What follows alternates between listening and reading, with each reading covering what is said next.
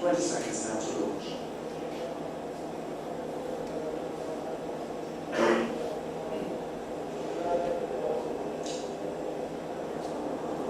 The rocket is on independent power supply, and we have the engine start, which is not yet a liftoff because we first need to raise the power. Liftoff.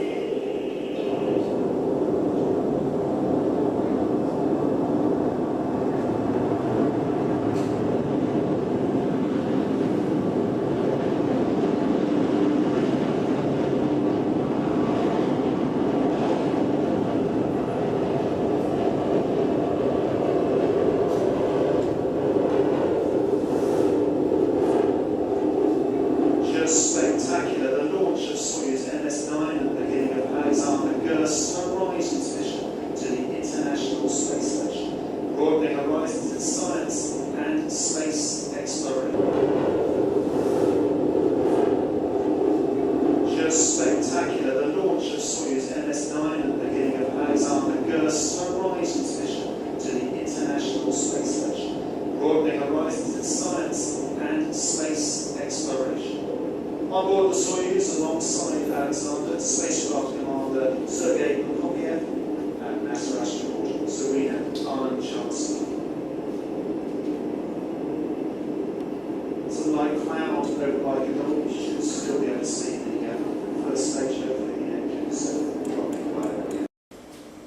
This is the HVAC shop. It's a working HVAC shop. We're here every day. This is what we do. We work on furnaces and things. Happens to be that both of us, Mr. Zielinski, over here, raise your hand, and myself are both hams. And we didn't know each other were hams when we both started working here. I was working here, he came along, we were working here. At some point in time he said something about ham radio. And I said, oh yeah, I do ham. I've been a ham since I was in high school. He says, I'm a ham, I've been a ham for a long time too. Now he has a better license than me. He's got the higher license, I have a lower level license.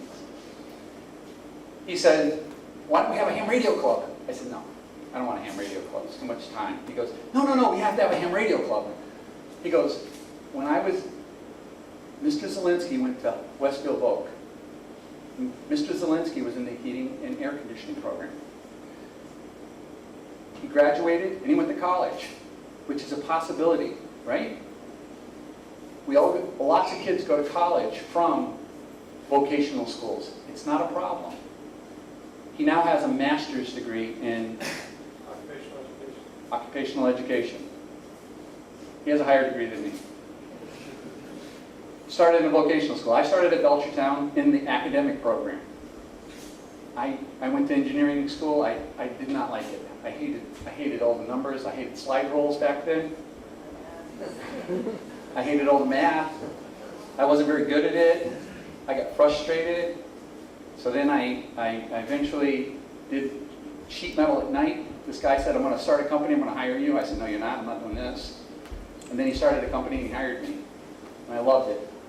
I've been loving it ever since. So, let's get on with what we're going to do today. This is, we ended up, Mr. Zielinski, you want to say a few words about how you ended up here? 2 years ago, this happened, so. So 2 years ago, Shelley and myself attended Teachers Institute. He attended in Newington, Connecticut. I did in Dayton, Ohio. Yes. And it's an institute put on by the ARRL. It was a no cost to the instructors that were selected to go through. And they showed us how we can use amateur radio in the curriculum. And one of the things that they showed us was satellite contact, and that was very intriguing.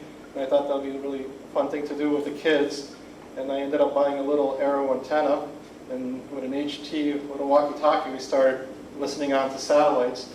And then from there, it kind of grew into a little project where we just built a bracket, machine shop built a bracket so you don't have to hold this antenna for the whole entire 10 minutes. And it's a good test to your marriage when you do this with your spouse on holding the antenna and trying to talk to a satellite. Where's Aggie? Raise her hand. And that's my wife over there, K1AVZ. Thank you. I'll give back to Shelley. All right, so you brought this antenna in. You went to Teachers Institute. I went to Teachers Institute. Where's the ARRL? These people? This is where, from their house. in Newington, Connecticut. I went to their program. They bring educators in and they get them excited about ham radio. We got excited about ham radio. We came back. He got excited about satellites and wanted to make contact with the International Space Station. I said, "You want to apply for that?" He goes, "Yeah." I saw the application and I knew we weren't going to get it. It was a really long application. It was pages and volumes of things, and I said, "We're not going to get it." But Dr. Pace was on board, and he helped us out. He wrote us some letters. Everybody else was on board, and we didn't get it. That was the first year. Second year, he says, "We're going to apply again. This time we're going to know what to do. We're going to fix it, and we're going to win. We're going to get it." And this year, we came down to, I think, 13 schools across the country. We got accepted, and this is the culmination of that. So right now I want to start thanking some people. I want to thank all these students. All of these students, I want to make a round of applause for them too. These students have been working. They've been coming after school. They've been doing all kinds of craziness. And they've been putting up with us. Some of these are women in STEM people. Some of these are ham radio. Some of these are just kids that worked on the project. Either they worked on a little piece of the project. So through the school, how we got to this point, they worked on, some kids just worked on brackets. Who worked on the brackets? Raise a hand. There you go. Who worked on like the wiring? Oh, get over here, Dana. Dana wired this station up. She's an electrical program. Dana did. Dana doesn't know anything about ham radio. She doesn't want to play. I mean, she kind of got interested in it, but she's not interested in ham radio. It's just like what happened with our space program. So Val's going to run a little video about how we got to this point, how the United States got to where we are today. But why, some say, the moon? Why choose this as our goal? And they may well ask, why climb the highest mountain? Why, 35 years ago, fly the Atlantic? Why does Rice play Texas? We choose to go to the moon. We choose to go to the moon in this decade and do the other things, not because they are easy, but because they are hard. Because that goal will serve to organize and measure the best of our energies and skills. Because that challenge is one that we're willing to accept, one we are unwilling to postpone, and one we intend to win, and the others too.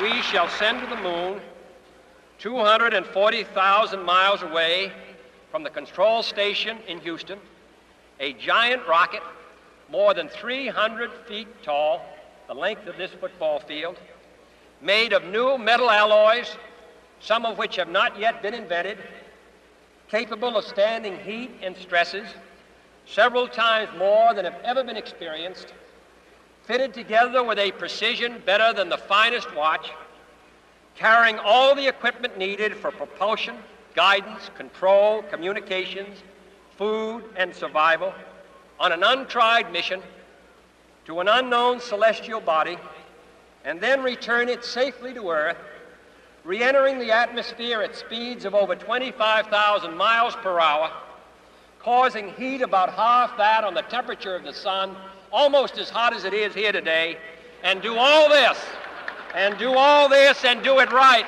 and do it first before this decade is out, then we must be bold.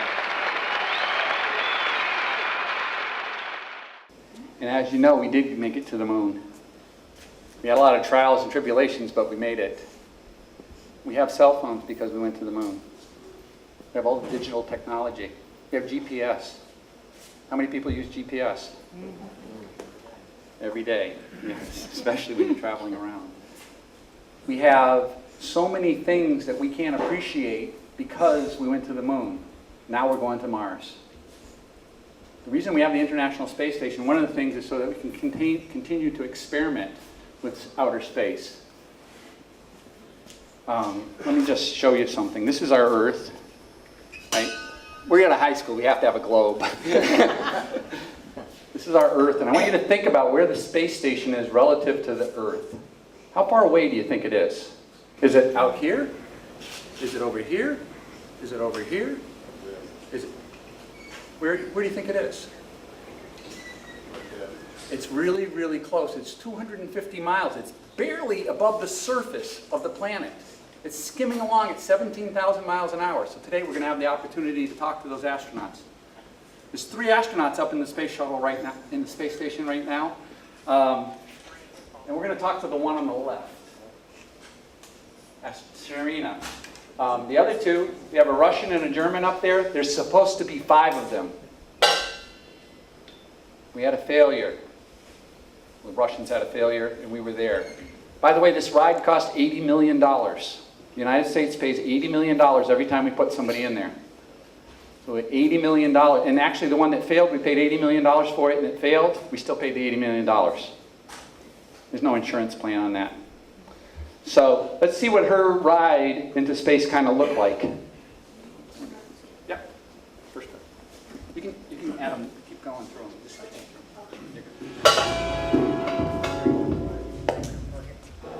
20 seconds now to launch.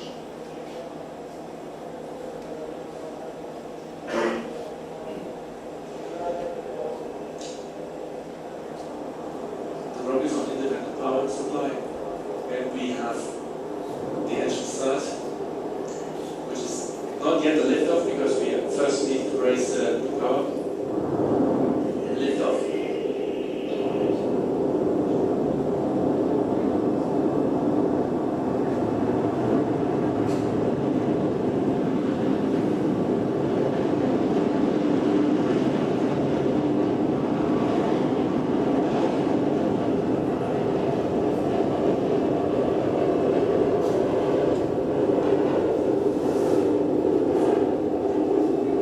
Spectacular, the launch of Soyuz MS-9 at the beginning of Alexander Gerst's Horizons mission to the International Space Station, broadening horizons in science and space exploration.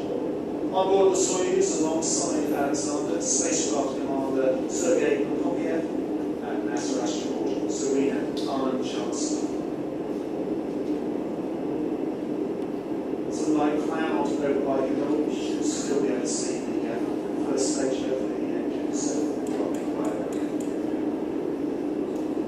I'm just going to mention this while this is going on. The little animals that are flying around in there, you're going to notice something in a little while. Those are to tell when they hit microgravity. It's really there as an indicator.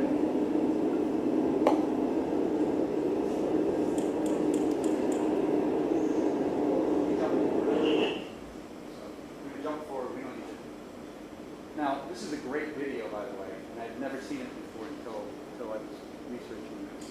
This is the first time I'd seen this.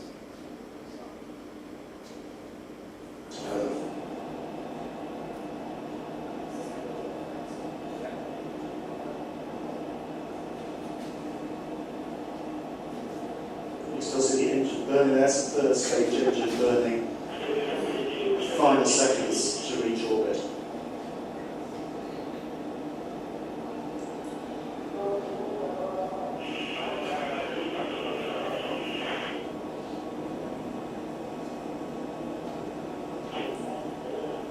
Seconds before engine cutoff.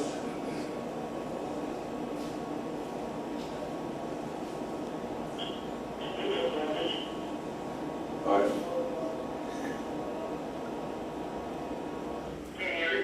Okay.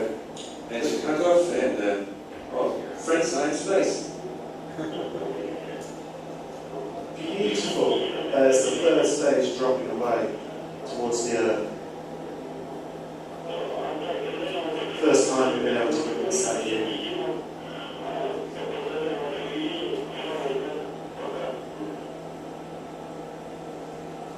There we go, we're in space. June 6th. Serena went up there. She's still up there. So they're doing 6-month missions typically. Her mission may be extended. Every day that she's up there, she gets a 2-day window of what she's doing in the next 2 days. And they're doing science experiments, if they're doing a walk, they're doing whatever they have going on. So it's constantly updating, and she doesn't know what's a week out. So every day she gets this little briefing and says, okay, this is what we're going to do. And they're working on it. Now, if we took a trip to Mars, how long do you think it'd take to get to Mars? Just about. Month? 2? 6? 18? 2 years?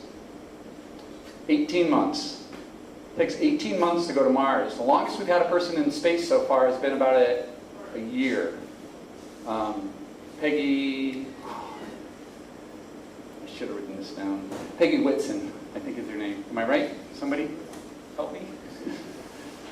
She's the longest person from the United States that's been in the orbiting station. So we don't have any experience to be out there for 18 months yet. We really don't have any long-term experience yet with what it does to the human body. So let's see how Serena ended up on the International Space Station.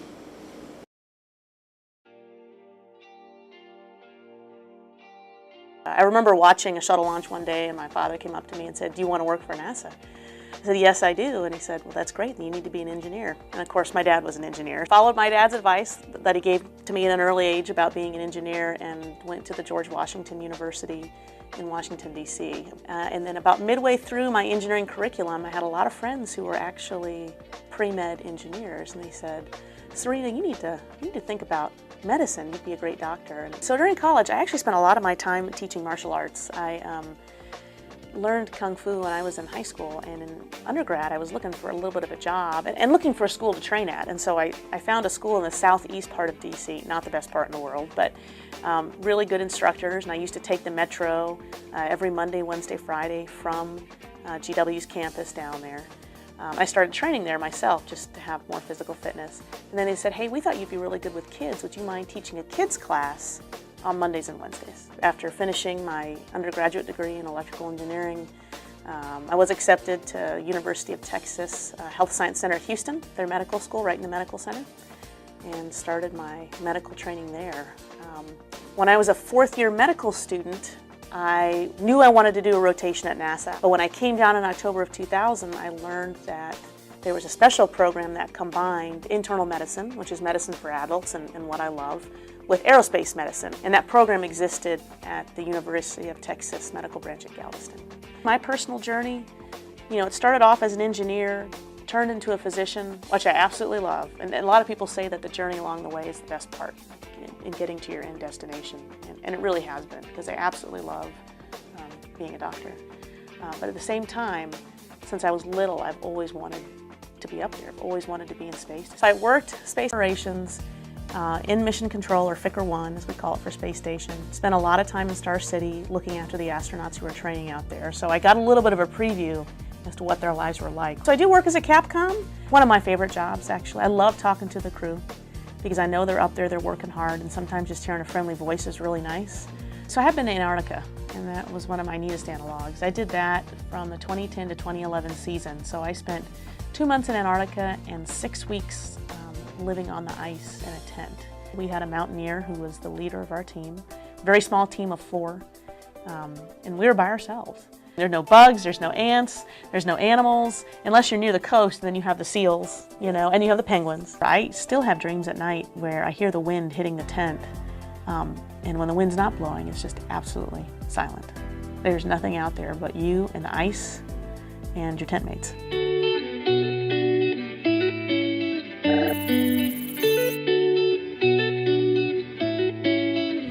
5 things that you probably didn't know about me. Probably number 1, our family has 2 dogs who really think they are brothers. And one is a 130-pound French Mastiff named Boss Hog.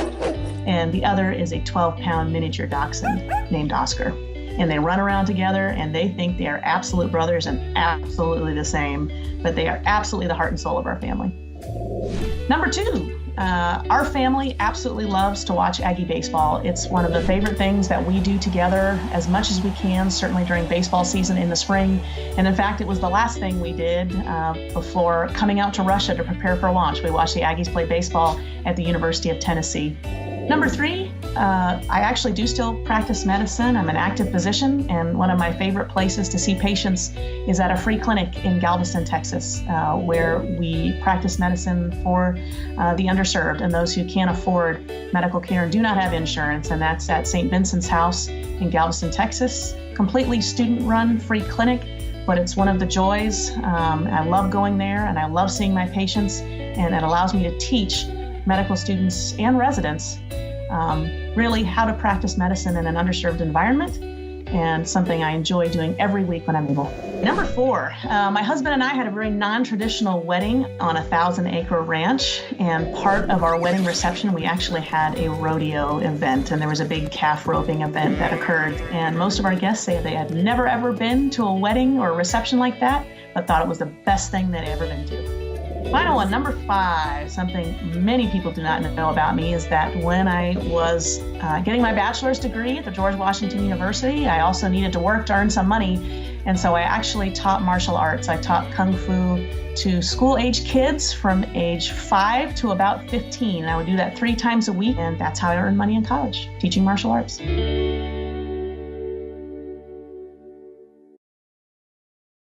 So this is, that's who we're going to be speaking with. So we have a little background on the person that we're going to be communicating with. A trip to Mars takes 18 months. Then you have to stay at Mars for about 18 months.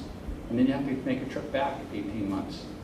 The problem with coming back from Mars is Mars and the Earth don't line up all the time. They're not going around together.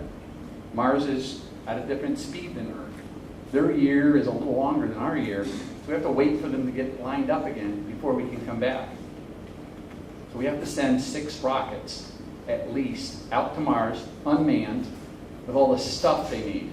We have to make sure that they all get there and land. Then we have to send a rocket with people on it to assemble everything and get it all running. They get to stay there for 18 months on Mars, and then they get to come back, another 18-month journey, which means they're going to have to fly off of Mars, which means they're going to have to launch off. Pretty impossible task right now, if you think about it. It's really a difficult task. People are going to have to learn all new things. We're going to need new materials again, just like President Kennedy said. Let's see. This is Orbitron. We're going to run Orbitron for a second here. This is the software program that we happen to be running to, there we go, click on it. And right now, the International Space Station's in a horrible spot. It's over here over the Pacific Ocean. It's around 17,000 miles an hour. So it's going to come back around. See the little green circle there? The little green circle is where we can contact the International Space Station. So when Pathfinder, which is over here, gets into the circle that's over there, we can start talking. We can then make a contact as long as we're in the circle. It's a really difficult thing to do because everybody knows that you can talk to space anytime, right? You hear the astronauts all the time on news. You hear them doing this here. We're doing something a little unusual. We are doing something we're doing it through amateur radio. We're not doing a telebridge. So what ends up happening, let me take this globe again. How many people have DirecTV? Okay. So Frank's going to help me. Where's Frank? Frank. Yes. Good. When you're doing DirecTV, you're on a geosynchronous satellite. It means the satellite's out here. How far? 22,000 miles away? Someplace around the 22,000 miles away. So as the Earth pivots, the satellite's pivoting at the same exact speed. So it stays in the same spot. Am I saying that right? Geosynchronous? Okay. The International Space Station is not way out there. It's right here. It's just cruising along over the surface. And if it wasn't moving, guess what it would be doing? It would be falling. So it has to go 17,000 miles an hour forward in order so that it doesn't fall to Earth. If something slows it down, it starts falling to Earth. If we speed it up, it gets higher up in the atmosphere. We discovered in the 1950s that if we shot a rocket up into space, it was pretty easy. We can shoot something up 250 miles, and as soon as we shut the power off, it falls back down. So now we've discovered that. We have to push them forward. So we have about 50 or 75 satellites that are always going around Earth. We have these, I finished my story. This geosynchronous satellites, the space shuttle, the International Space Station talks to them. It talks up to those, and then it talks down to Houston. So there's only about a 30-minute window every day where the space station cannot contact Earth. So they go through this little black hole when they come up over the top of the top of the Earth, or the southern hemisphere. They go into a little black hole there. The rest of the time they can talk to it, And we could have done that contact. That contact is a telebridge. It's through the internet. You just get on the phone, basically. You call up the astronauts. You have a little chat with them. We chose not to. Would be too easy. We did it because it's hard.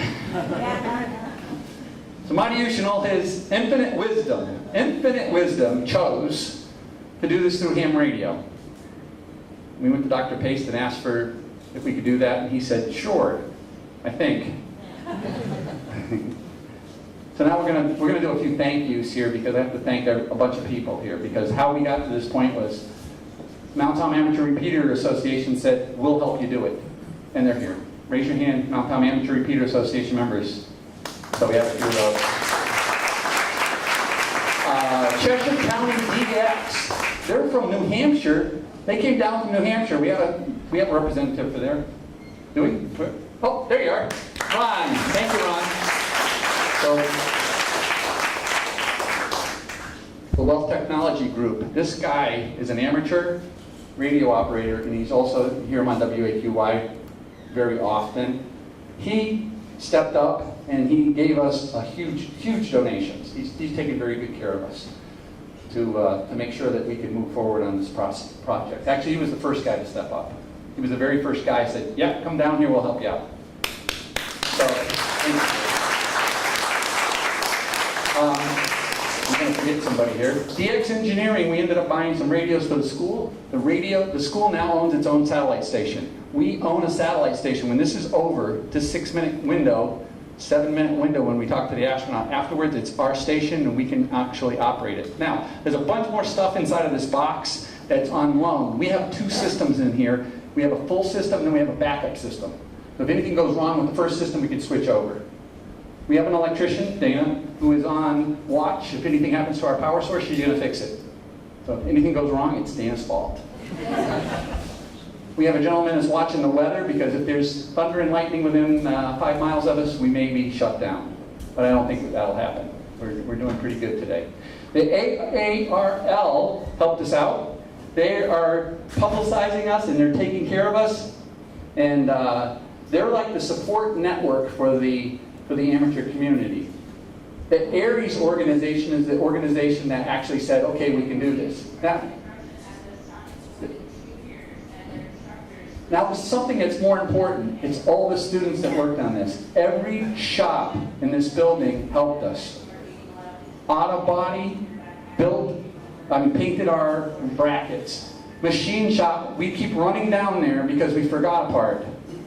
Raise your hand over there. Keep going. Corey Rugg over at Electrical helped us out tremendously. And Frank Lagasse, where is he today?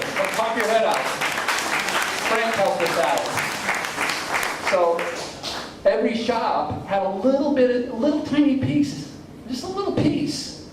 They just did something small. And if everybody does something small, you'll end up doing something pretty big. So it's not that we could have done the whole thing, but we can do little pieces of it. Now I want to take about 2 minutes and talk about NASA's Eyes, just something that you can do at home if you're interested. Here comes the satellites.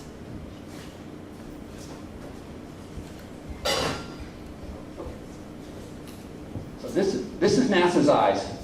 Anybody who has a computer at home, NASA's information is free. If you go to NASA TV, you can watch TV for free. NASA's education information is free. If you want to go on NASA's Eyes, it's free. All the data that these satellites are feeding down to Earth is free. NASA doesn't charge for anything. If they make a PowerPoint, it's free. It's available, all of this. So NASA's Eyes, I recommend that everybody runs NASA's Eyes on their phone, computer, at home. It's a really simple app. You can load it up, and it shows you what the CO2 level is in the atmosphere. It reads it every single month. It lets you know what the global temperature is every single month. It lets you know what the carbon monoxide level is every single month globally. And you can download that data and you can track it, and you can see if it's going up, see if it's going down. It's good information, and it's free. And it's available to everybody. So if you want to know if anything's going on in the world, you can do this. All right, that's good. So we're going to take about a 5-minute break, and and then we're going to get ready for this contact. We are going to have you all in your seats by 10:45, ready to go. And we have to be totally quiet during this contact. Okay? Thank you. Students, you can move down here. You can take a break. Move down. Thank you.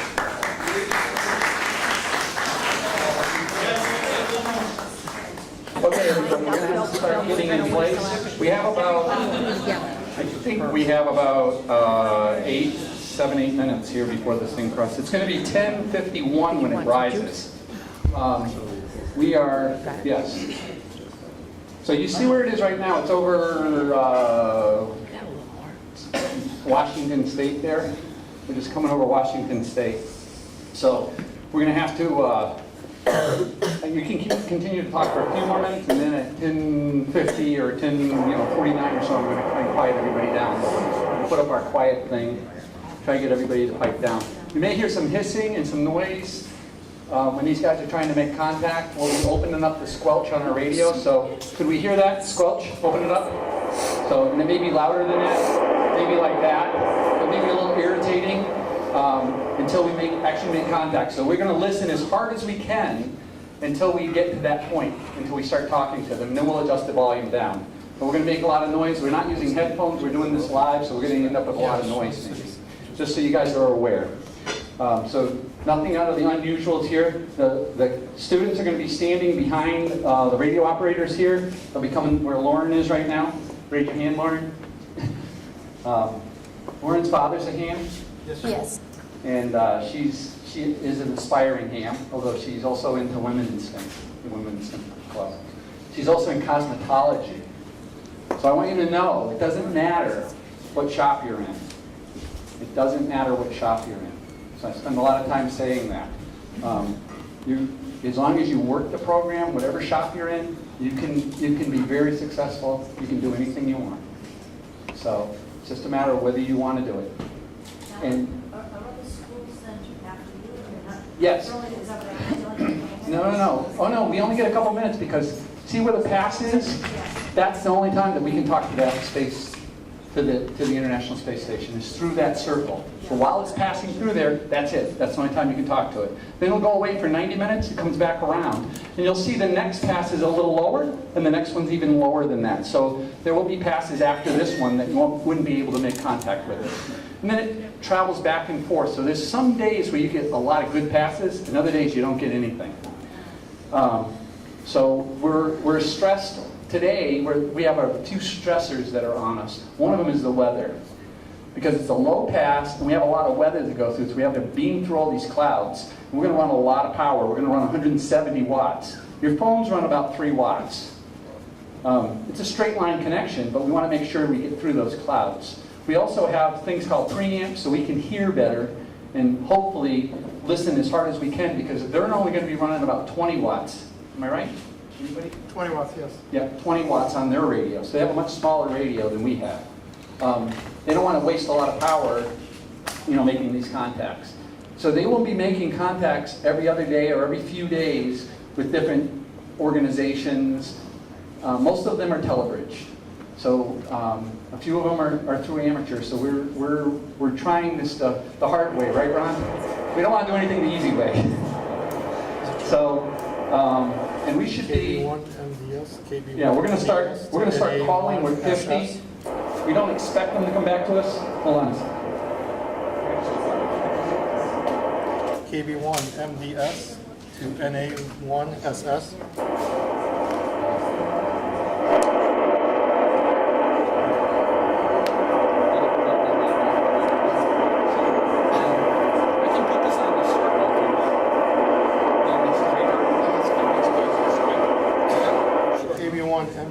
KB1 MDS to NA1 SS.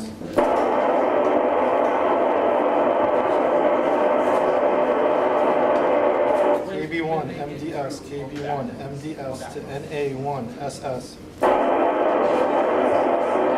we're going to be calling them. We're going to be doing this for a few minutes until we know that we're trying early. We're a little bit early, but we're going to try a little early just in case. And as soon as we can, we want to be in contact with them.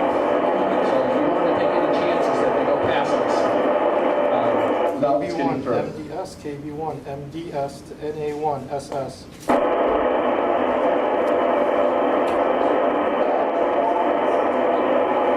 KB1, MDS, KB1, MDS to NA1, SS.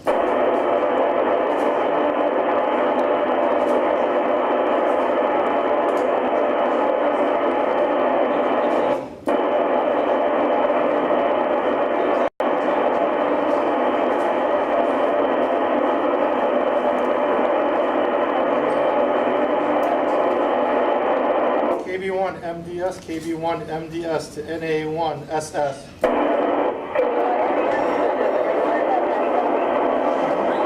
We copy. This is KB1 MDS from Pathfinder Regional Vocational Technical High School in Palmer, Mass. Do you copy?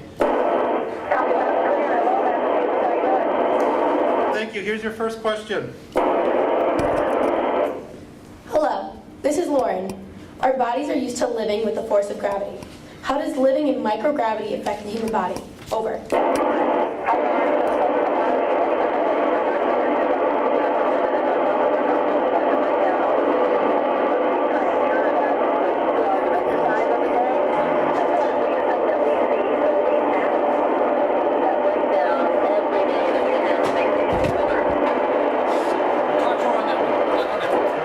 Hello, this is Jordan.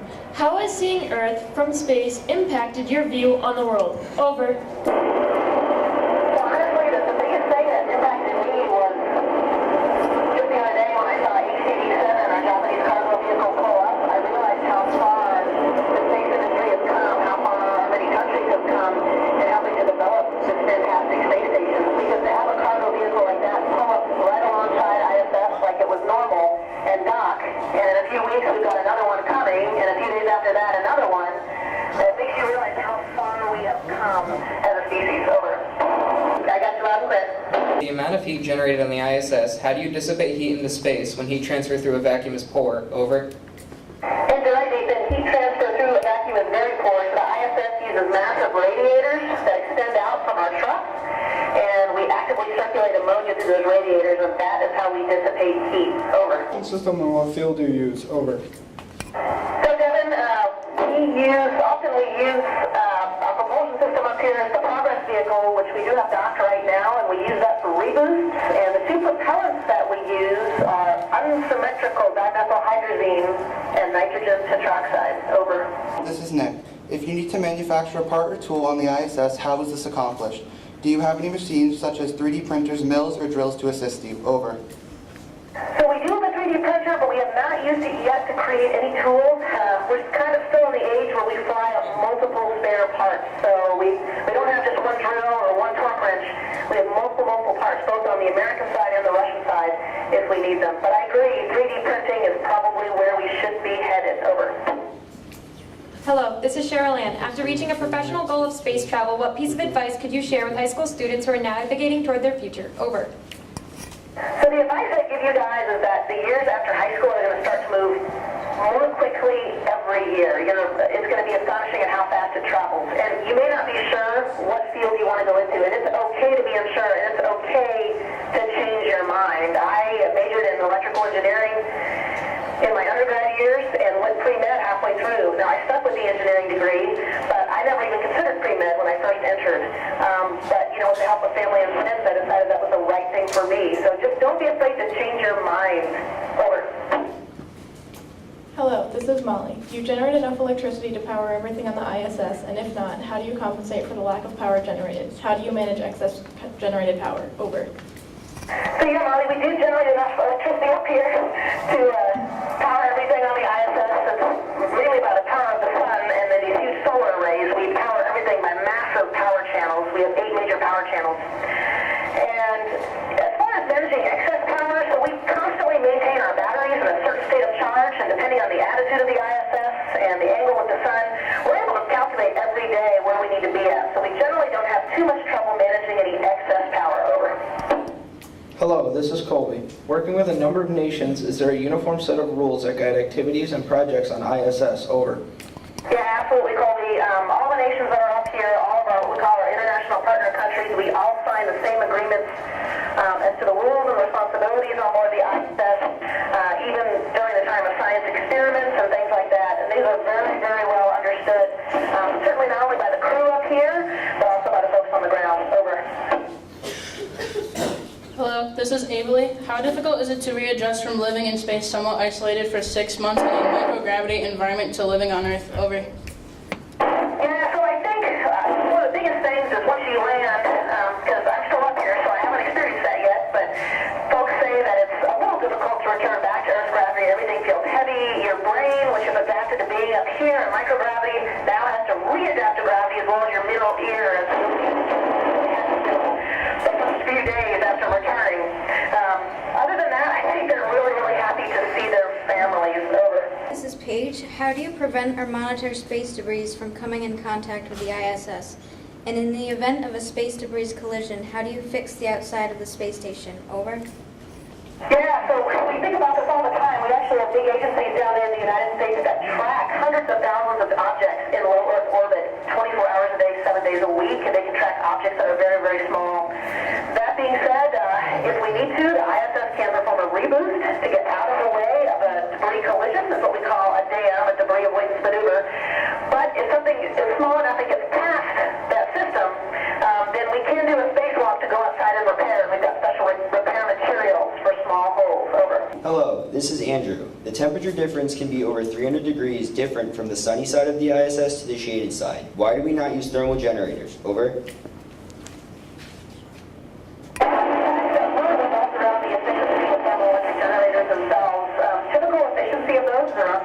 And we needed a little better efficiency up here as well as redundancy. The ISS is beautifully redundant with, like I said before, multiple power channels. So even if we have a few that fail, we're generally able to recover. But I agree with you, it's something we could look at in the future. Over. This is Ryan. What kind of experience that are difficult or impossible on Earth are best suited to the microgravity on the space station? Over. So I just learned that actually a few months ago when I was doing an experiment on cancer research up here because the cells that line every blood vessel in your body. And so ISS is facing the sun. The sunlight side is at 120 degrees Celsius and the other side is at negative 100 degrees Celsius. How do you thermoregulate the inside of the station between these extremes, considering that there are no thermal convention in the microgravity environment? Over.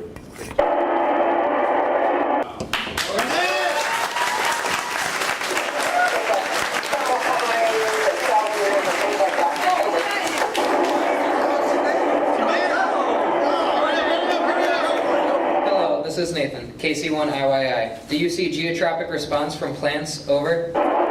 Yeah, you're talking about kind of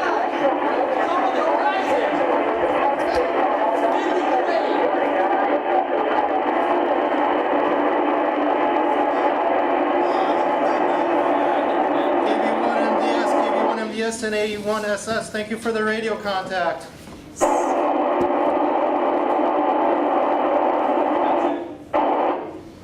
That was good.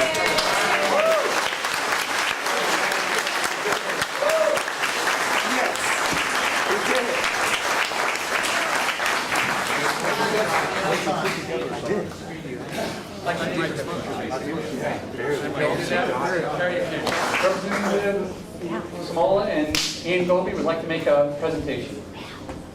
Thank you so much. I'm honored to be here with all of you today with Senator Ian Goby and Bob LaVoy from our town council here in Palmer. Wow, we've just witnessed something that you don't see every day. So proud of the work that the students have done here in the Pathfinder community, all the folks that came together to make this happen. Let's give them another round of applause. What an outstanding thing. We are very honored to recognize this wonderful day today on behalf of the Massachusetts House and the Senate with this citation, which reads, "Be it hereby known to all that the Massachusetts House and Senate offers its sincerest congratulations to Pathfinder Regional Vocational Technical High School in recognition of your selection by the Amateur Radio on the International Space Station Education Committee and your hard work and dedication to the construction and preparation of the equipment to communicate live with astronauts aboard the International Space Station. We extend our very best wishes to you and hopes for future good fortune. Pathfinder and your students, you should be proud of this wonderful day. Job well done.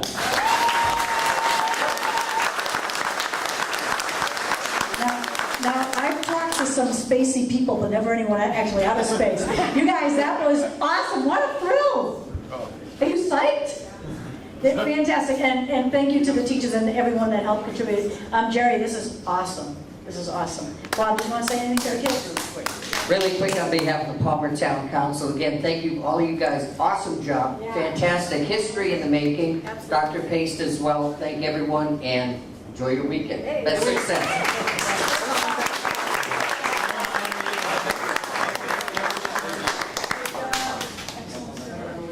Awesome. That's cool. The power and lift off.